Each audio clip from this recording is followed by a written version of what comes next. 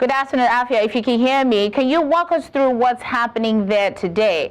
And what are some of the highlights at the African Week UK? Yes, African Week UK is taking place here at Woolwich Works, and it's all about bringing different people across Africa and its diaspora together for policy making, for discussion, for panels. We've had panels today about entrepreneurship. I just moderated a panel on sports and the business of sports. We've got more culture and fashion to come later on in the week, culminating in a fashion show on Saturday afternoon. Right.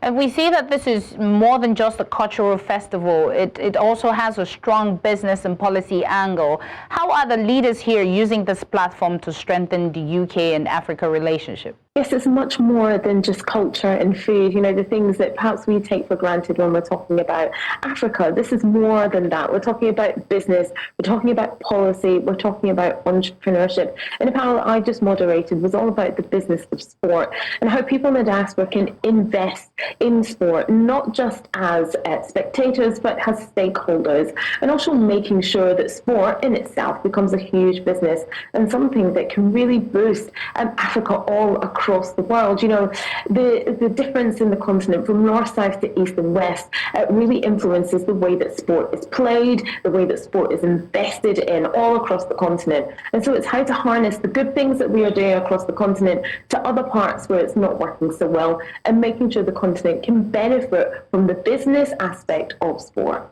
Right. And so we know that, the African Week is showcasing music, act, fashion, business and all that. But what kind of cultural impact is this event going to have? This is going to have a huge cultural impact. It's Black History Month here in the UK, so a perfect time for something like this to take place. There's going to be a huge fashion show on Saturday. We've got a market that's selling, it's going to be selling different wares throughout the time as well. And like I said, it's Black History Month now in the UK, and so it's a really good time for people in the diaspora to tap into where they're really from, tap into that culture, tap into the things that make us part of the diaspora. It's a perfect time to do that, and also it's really, really important that we maintain those cultural roots now more than ever here in the United Kingdom. Right. So you just mentioned about, people tapping into their culture and, it's Black History Month. Do you think that that is the message or one of the messages that the organizers hope to send, not just to the diaspora community, there in London, but also to the wider world? Absolutely. The theme for Black History Month this year is standing firm in our truth, and that's absolutely underpinning what we're doing here at Africa Week UK.